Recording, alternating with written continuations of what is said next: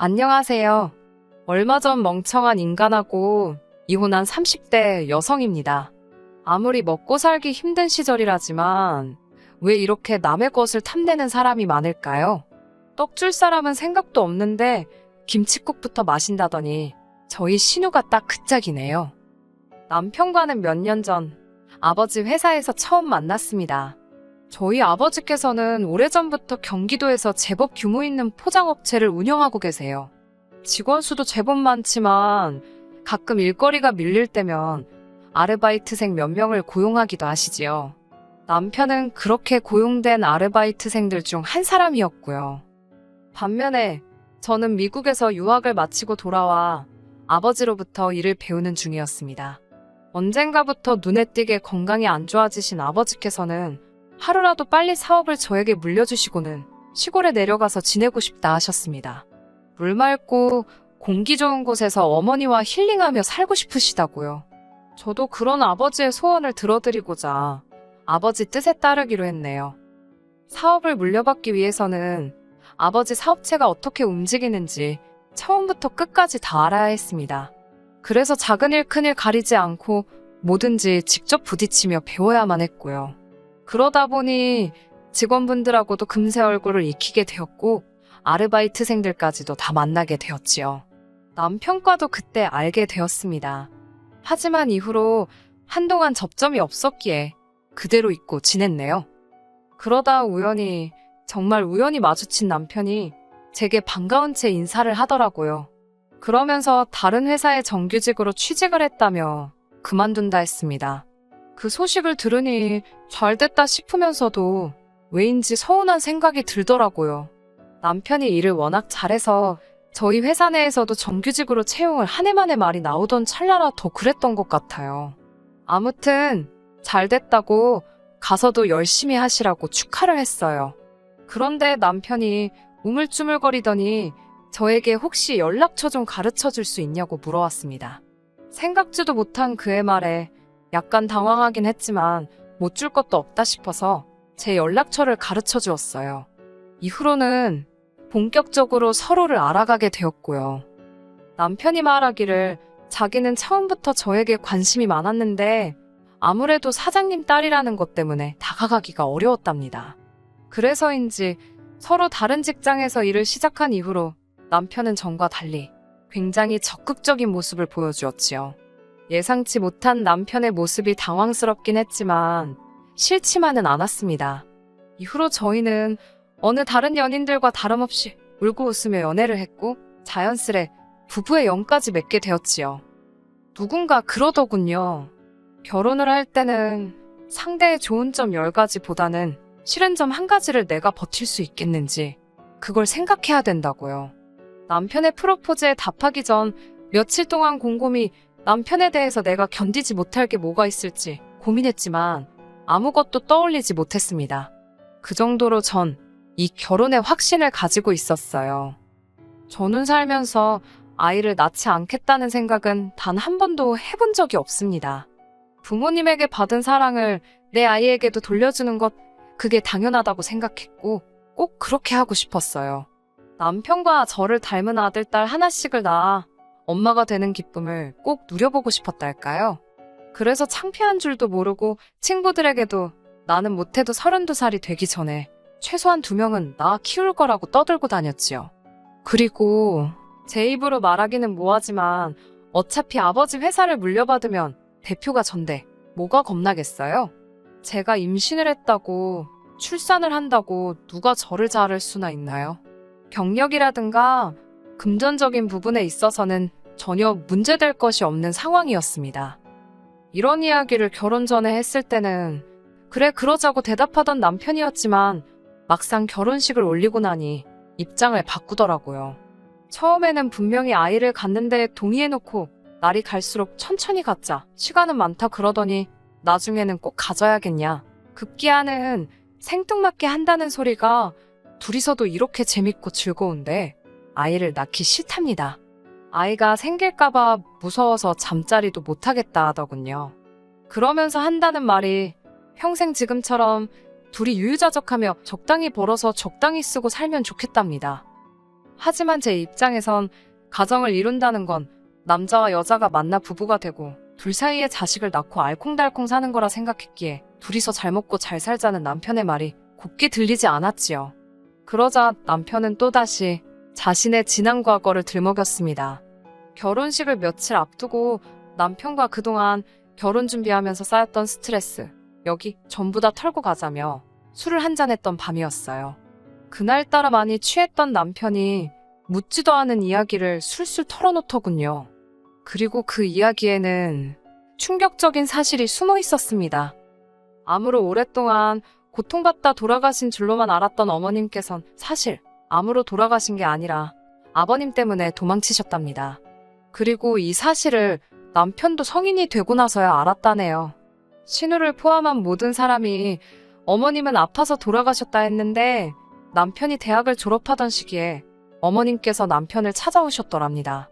남편을 찾기 위해 오랫동안 헤매이셨다던 어머님께서는 아버님의 욕설과 폭력을 도무지 견딜 수 없어서 신우와 남편을 두고 떠날 수밖에 없었다며 미안하다 하셨대요. 도망친 이후로 다행히 좋은 분과 만나 새로운 가정을 꾸리셨다면서 그래도 남편과 신우만 생각하면 미안하다고 몇 번을 사과하시더랍니다. 아이를 갖는 문제로 다툼이 반복되기 시작하자 남편은 마치 비장의 카드를 꺼내듯이 다시 한번 이 이야기를 꺼내놓았어요.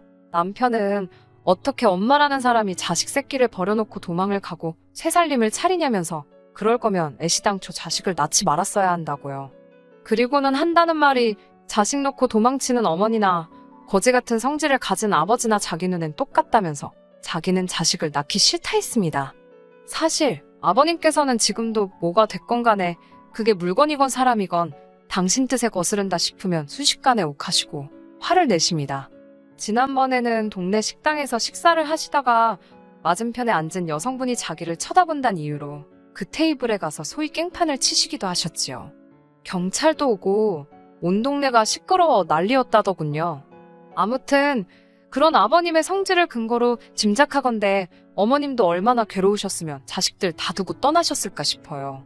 같은 여자로서 조금은 이해가 되었습니다. 하지만 혹시나 어머님을 두둔하는 것처럼 보일까봐 말을 아꼈네요. 그리고 이후로는 할머님께서 보호자로서 남편과 신우를 돌봐주셨답니다.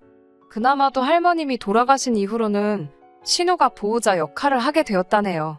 그래서인지 신우와 남편이 사이에는 단순한 남매지간의 우애를 뛰어넘어 애틋하고 끈끈한 무언가가 느껴졌습니다. 솔직히 신부인 제 입장에선 부담스러웠던 게 사실이에요.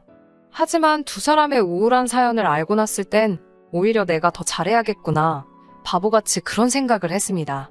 신우 덕분에 내 남편이 어디 나쁜 길로 빠지지 않고 이렇게 훌륭하게 자랄 수 있었다는 고마운 마음이 컸으니까요. 하지만 사람 마음이라는 게 다 제 마음 같지는 않더군요. 신우는 한마디로 속다르고 겉다른 사람이었습니다. 그리고 남편의 여린 마음을 이용해 남편을 이리저리 조종하려 들었어요. 하긴 지금 생각해보면 이용한다고 이용당하고 있던 남편도 문제긴 하지만요. 한 번은 이런 일이 있었습니다. 결혼 후 처음 맞던 제 생일이었지요. 친정아버지께서 정말 비싼 명품백을 생일 선물로 사주셨어요. 하지만 처음에만 잠깐 들고 다녔지 솔직히 너무 비싸기도 하고 어디 딱히 메고 갈 만한 곳이 없어서 옷장 한 곳에 올려놓고 보관만 하고 있었습니다. 그런데 어느 날 저희 집에 놀러왔던 신우가 그 가방을 발견한 거죠.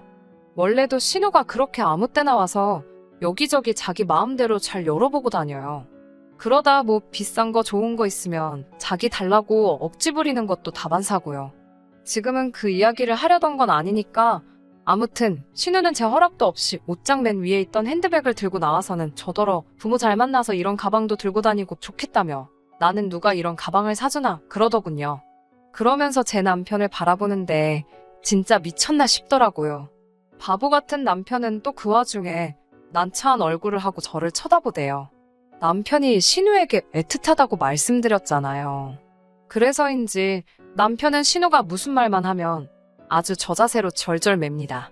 만약에 남편 반응이 자기가 원하던 반응하고 다르면 그때부터는 자기가 얼마나 희생을 해서 제 남편을 돌보고 키웠는지 별의별 이야기를 다 하면서 남편으로 하여금 죄책감을 느끼게 만들더라고요.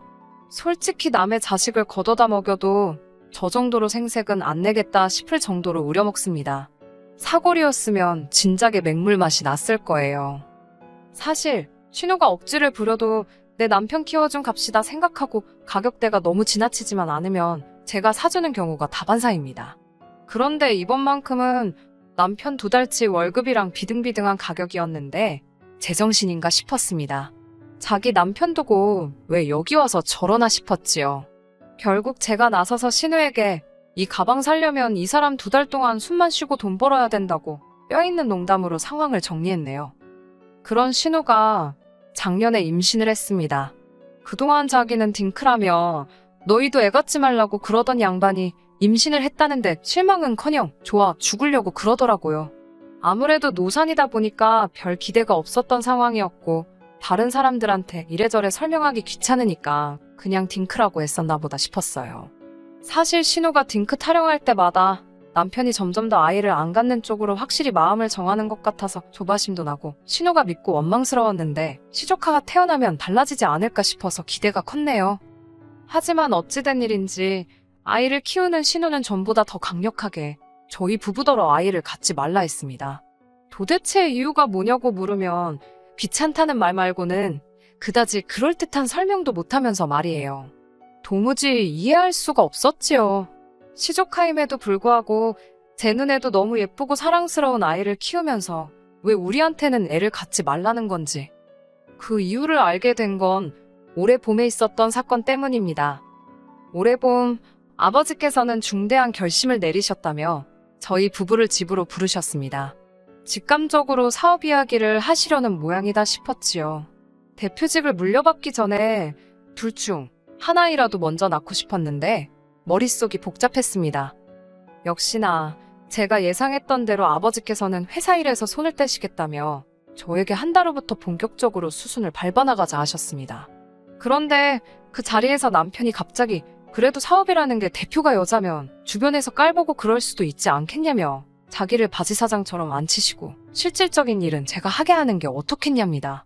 한 번도 저와 그런 이야기를 상의한 적도 없는데 바지사장이건 뭐건 자기한테 대표라는 타이틀을 달라니 남편의 어이없는 자기 PR에 정말 깜짝 놀랐네요. 저희 아버지께선 당신 사위가 야신가인 줄은 꿈에도 몰랐다며 너털웃음을 보이셨지만 이내 거절하셨습니다. 이 사업은 당신 딸 거니까 설령 제가 남편을 바지사장에 앉히더라도 제가 판단할 일이지 아버지는 개입하지 않으실 거라고요. 남편은 뭐라고 한마디라도 더 하고 싶은 눈치였지만 결국 아버지의 말씀에 반박하지 못하더군요. 그날 집으로 돌아와 남편에게 왜 그런 이야기를 했냐고 물으니 남편이 쭈뼛거리면서 신우가 한번 물어보라 했답니다. 황당하더라고요. 물어보랜다고 물어보는 남편이나 신우는 자기가 뭔데 그런 걸 물어보라고 하나. 찜찜했지만 따지고 들자니 남편이 그러지 말라고 하도 애걸복걸을 해서 눌러 참고 있었습니다. 그리고 얼마 지나지 않아 신우 딸의 돌이었어요. 그래도 제가 외숙모인데 금반지 하나로 달랑 끝내기 뭐해서 금반지하고 백화점 명품 매장에 들려 요새 인기라는 여자 아이용 원피스도 한 벌 샀습니다. 그렇게 돌잔치에 도착했는데 신우가 제 손에 들린 쇼핑백을 보더니 뭐 이런 비싼 걸 사왔냐면서 저더러 돈 좀 아껴 쓰랍니다. 저는 처음에 미안해서 하는 말인 줄 알았어요. 그런데 옆에 있던 신우 남편이란 작자가 헛소리를 짓거리더군요. 이거 우리 딸이 산 거나 마찬가지랍니다. 제가 무슨 말이냐고 하니까 처남이랑 처남댁이랑은 애 안 갖기로 한 거 아니냐며 그럼 처남 죽고 처남댁도 죽으면 그 재산은 다 우리 딸이 받을 거 아니냐고 그러니까 이건 우리 딸이 미리 땡겨서 쇼핑했다 뭐 그런 뜻이랍니다. 얼마나 어이가 없던지 돌잔치 축하해주러 갔다가 뒤통수 한 대 시게 얻어맞은 것 마냥 얼얼하던데요. 제가 순간 표정 관리를 못했는지 신우가 수습을 한답시고 농담이라며 다른 이야기를 꺼내는데 말이라는 게 주워 담을 수 없는 거잖아요. 너무 찜찜하고 기분이 나빠서 남편도 남겨놓고 먼저 집으로 왔습니다. 제가 사라진 걸 알아챘는지 남편으로부터 몇 번 전화가 걸려왔지만 받지 않았네요. 몇 시간 뒤 남편이 집에 돌아왔고 제 눈치를 살피더군요. 저는 남편한테 우리도 아이를 갖자고 했습니다. 신우도 저렇게 애 낳고 행복해하는 거 보라고 당신은 정말 애 안 갖고 싶냐고요. 그러자 남편이 한다는 말이 한 집에 애가 하나만 있으면 되지 몇 명이나 뭐가 필요하냐입니다. 제가 신우네 애는 조카고 나는 우리 애를 갖자는 거라고 조카는 조카지 조카가 어떻게 우리 애를 대신하냐고 따지니까 남편이 저한테 한다는 소리가 자기한테는 누나가 어머니나 마찬가지라며 자기는 그 은혜를 조카에게 사랑을 주는 걸로 갚고 싶답니다. 괜히 우리 사이에 아이가 생기면 조카가 서운한 일도 생기지 않겠냐면서 한 명만 잘 키우면 좋지 않을까? 그러는데 진짜 이건 뭐한데 패버릴 수도 없고 어처구니가 없더라고요. 말 같지도 않은 남편의 말에 그럴 거면 이쯤에서 서로 갈 길 가자고 했습니다. 나는 아이를 갖고 싶고 나의 온전한 가정을 꾸리고 싶은데 당신은 신우로부터 정신적으로 독립을 못한 것 같으니 우린 갈 길이 다른 것 같다고요. 그러자 남편이란 자식이 뭐라는 줄 아세요? 안 된답니다. 저희가 이혼하면 신우가 얼마나 실망하겠냐고요. 저랑 결혼하면서 신우가 동생 키운 보람이 있다고 어디서 제대로 된 여자를 데려왔다고 얼마나 칭찬해줬는 줄 아냐면서 순간 돌잔치에서 신우 남편이 했던 말이 생각났어요. 저는 아무렇지도 않다는 듯 그러냐고 그럼 알겠다고 이혼은 하지 말자 했습니다. 금세 남편 얼굴에 화색이 도는 걸 보고는 제가 대신 아버지 사업은 제 사촌동생에게 넘기겠다고 했습니다. 그러자 남편이 그걸 왜 넘기냐입니다. 그래서 당장 나나 당신한테 무슨 일이라도 생기면 우리 아버지 사업이며 내 재산이며 죄다 엄한 집구석 좋은 일 시키게 생겼는데 그 꼴은 못 본다 했어요. 그러자 남편은 대번에 신은혜가 왜 엄한 집구석이냐면서 밑도 끝도 없이 제 사촌보다 자기 누나가 낫다는 거예요. 그러면서 그렇게 걱정이 되면 양쪽 집에 반반씩 주는 걸로 해두자입니다. 반은 제 사촌동생, 나머지 반은 신우나 시조카한테요. 이렇게 뻔뻔한 남자였나? 뻔뻔한 건가 멍청한 건가? 염치가 없는 건가? 별의별 생각이 다 들던걸요? 제가 목구멍 밖으로 튀어나오려는 욕들을 억누르며 간신히 한마디 했습니다. 미친 거 아니냐고요. 우리 아버지가 평생 일군 사업에 왜 니네 누나 숟가락을 얹으려고 하냐니까. 자기 누나가 없었으면 자기도 여기 없답니다. 기가 막히고 진짜 코가 막히더라고요. 더는 남편하고 말 한마디도 섞고 싶지 않아서 야 가라 가 네 누나한테로 가라고 했네요. 다시는 연락하지 말라고 변호사 사서 이혼 서류 보낼 테니까 그런 줄 알라고 했습니다. 진짜 호의가 계속되면 혹은 줄 안다더니 그 말이 딱이더라고요. 이후로 뭐 난리도 아니었지요. 신우한테 전화와, 신우 남편한테도 전화와, 심지어 아버님한테도 전화오고. 남편은 저희 친정 앞으로 찾아오다가 저희 아버지랑 마주치는 바람에 진짜 뒤지게 얻어맞을 뻔한 거 뒤따라오던 경비 아저씨 덕분에 살았다 하더군요. 사연 많고 가진 거 없는 남자여도 내가 지 사랑하고 지가 나 사랑하면 그것만으로 충분했는데 왜 나를 통해서 효도를 하려고 한 건지 생각할수록 열불이 납니다. 남편에게는 제가 유일한 동아줄이었는데 말이에요. 동아줄 잡고 잘 올라갈 생각이나 하지 원래 욕심이 크면 화를 부르는 법 아니겠어요? 이후로 남편의 소식은 모릅니다. 신우한테 뒤지게 욕이나 먹었겠지요.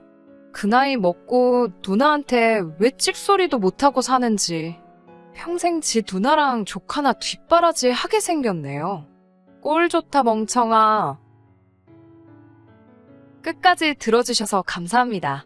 오늘의 사연은 여기까지입니다. 구독과 좋아요, 알람 설정 부탁드리고 더 좋은 사연으로 다시 찾아뵙겠습니다. 감사합니다.